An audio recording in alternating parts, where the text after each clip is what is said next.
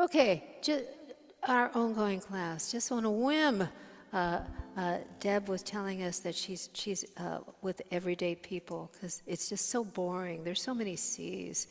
It's like, oh my God, wake me up when it's done.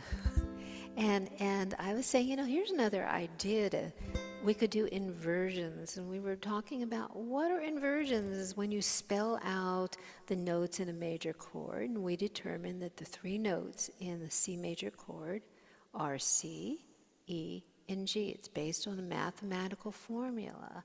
And so when we do inversions, we're taking those notes and we're stacking them differently on top of each other.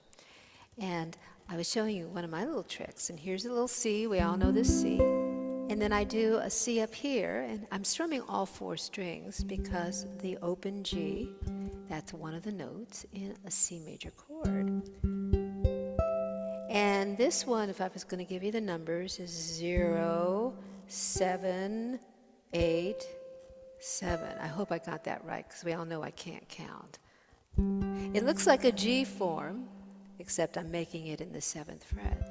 So here's an inversion. C, C, and then I'm going way up here. That is 0, 12, 12, 10. And what's happening is here, the highest pitch here is a C. The highest pitch with this form is an E. The highest pitch with this form is a G. And if the Andrews sisters were here right now, they'd be going, yay, that's what we do, 3-part harmony. So, as I was showing you before, different strokes for different folks, different strokes for different folks. We